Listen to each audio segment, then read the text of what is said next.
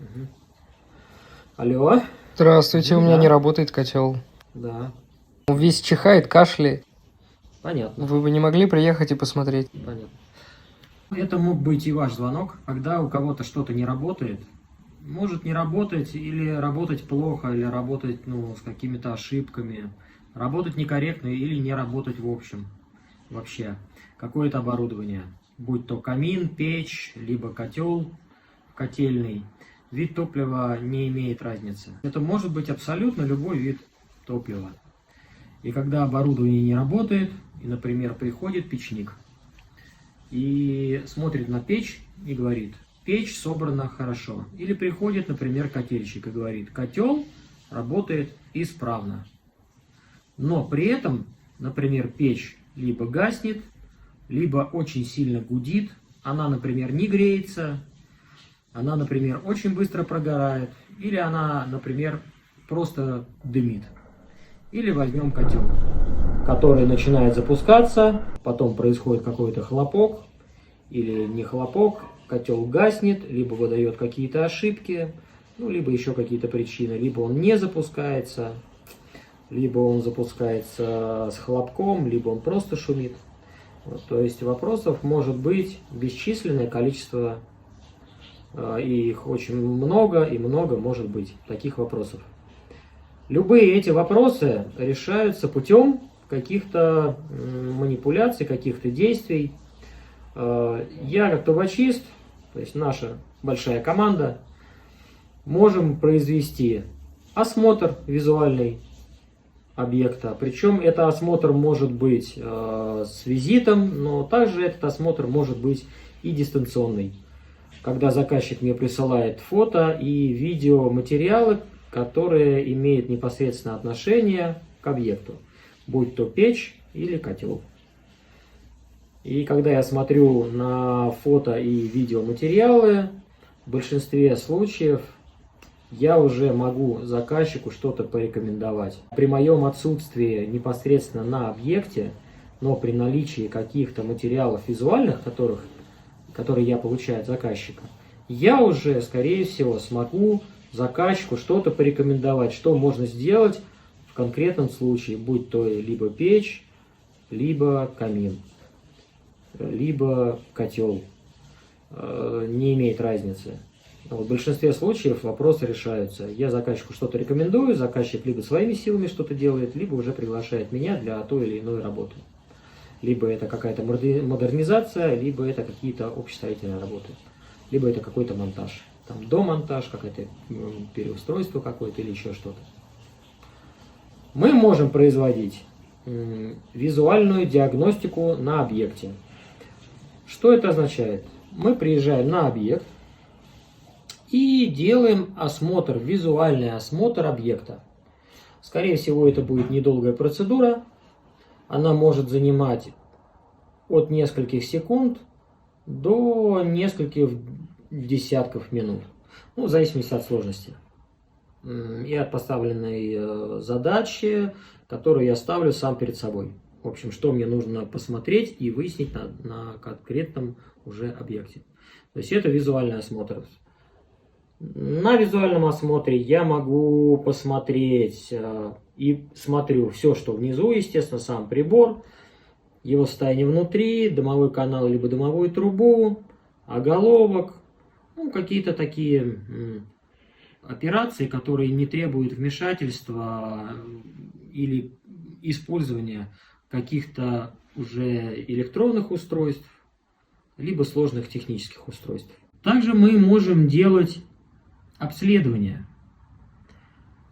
Обследование мы выполняем уже с использованием технических устройств, устройств фото и видеофиксации в реальном времени, в реальном режиме.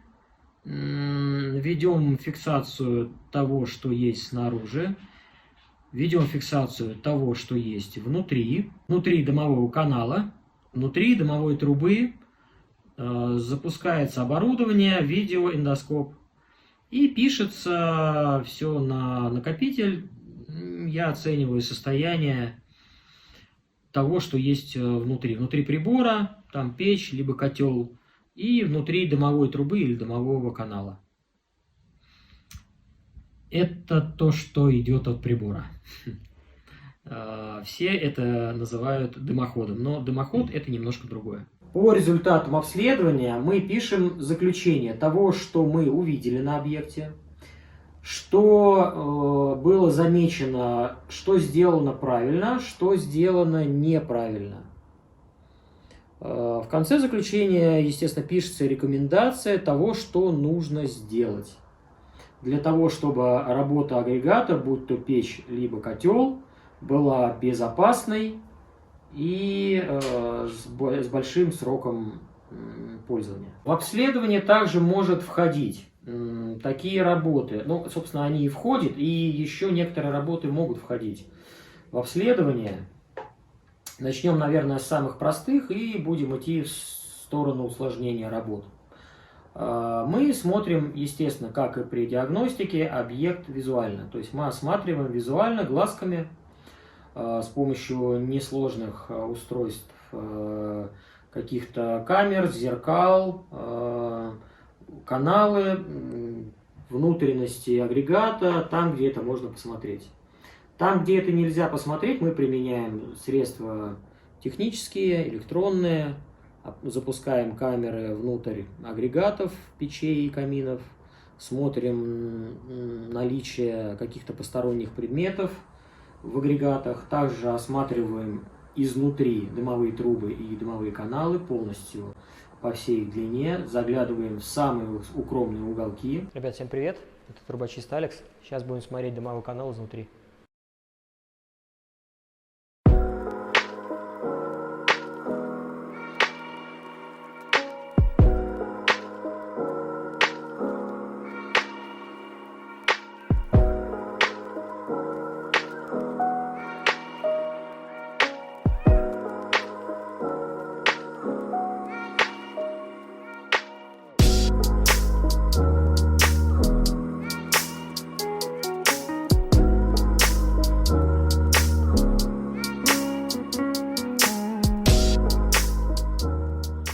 Также мы смотрим наличие и удовлетворительное состояние узлов прохода перекрытий, прохода кровли, узел сопряжения дымовой трубы и дымового канала с кровлей, собственно, изоляция, гидроизоляция, если она есть. Если этого нет, то, соответственно, смотрим, куда у нас выходит канал. Если это коллективный коллектор, большая труба, то как выходит дымовая труба, либо дымовой канал, обособлен он или не обособлен. Смотрим, все ли правильно сделано с учетом тех или иных правил.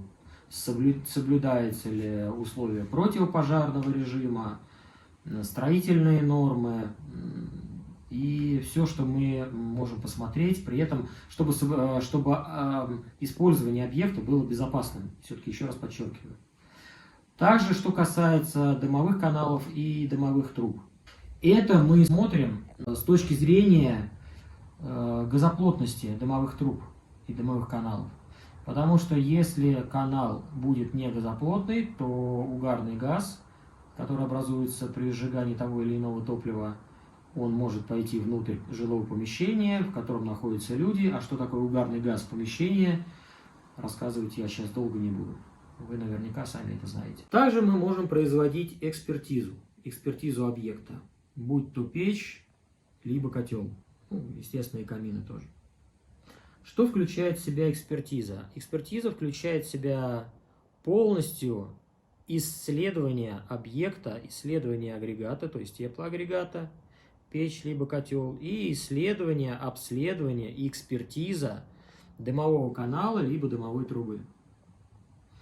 Что значит экспертиза? Экспертиза может подразумевать под собой даже частичный разбор узлов, которые скрыты от нашего взгляда. Это подразумевает под собой некоторые общестроительные работы. То есть это достаточно большой объем работы, который мы можем производить в течение даже не одного дня. Все процедуры, которые мы производим при визуальном осмотре, при обследовании объекта, То есть туда входят все работы, которые мы производим и в те этапы, но и добавляются значительная доля еще сложных этапов работ, связанных с замерами, со сложными замерами. Мы можем измерять на экспертизе такие простые параметры, как скорость движения газов, ну или потока воздуха, состав газов, температуры, наличие тех или иных примесей каких-то, потому что то оборудование, которое есть у нас, оно позволяет все это сделать. Ну, такие простые приборы, как, например, термоанимометр, который годится и для ОВКВ, для жилых помещений, и годится для измерения скорости потока дымовых газов, например, в камине. И, например, такой прибор, как мультигазоанализатор. Достаточно сложный прибор, у нас он профессионального назначения. Наше наличие зондов, то есть у нас несколько зондов, самый, скажем так, стойкий зонд может измерять температуру до 1800 градусов. Вот. Это серьезное оборудование, и оно предназначено для серьезных задач. Вот таким оборудованием мы пользуемся. Так что при уже экспертизе мы делаем очень много замеров, записываем очень много параметров. Все это длится на большом промежутке времени, может длиться на большом промежутке времени, который может занять и не один день. Тут смотря уже какой объект. И что касается печей, каминов, либо каких-то установок сложных, печей, которые, ну, самые простые, например, печи, хлебопекарные печи, то есть это целые линии, которые составляют не 1,1 метров. Вот, то есть и у них, например, дымовая труба может быть диаметром, начиная от 350 и заканчивая диаметром 800, то есть промышленные объекты. Ну и, соответственно, после экспертизы мы выдаем заключение, то есть документы, которые есть у нас, они позволяют выдавать заключение, и на основе нашего заключения с такими документами можно идти даже вплоть до суда. Вот. Ну, на этом, наверное, все. Трубочист Алекс, а ваши услуги стоят дорого или нет? Смотря с какой стороны смотреть. Мы обеспечиваем сохранность здоровья и жизни человека. То есть от наших действий зависит напрямую безопасность, сохранение здоровья и жизни человека. Поэтому что значит дорого или недорого? Во сколько вы оцениваете свою жизнь или свое здоровье? Свое, либо своих близких? На Авито дешевле. На Авито дешевле, но они не несут никакой ответственности за свои действия. Если мы, наша команда, мы что-то делаем, и если мы что-то рекомендуем, мы за свои действия отвечаем. Тем более, когда мы что-то монтируем, перестраиваем, и либо делаем какую-то модернизацию, либо мы что-то рекомендуем. Мы всегда рекомендуем только то, что работает и безопасно для человека.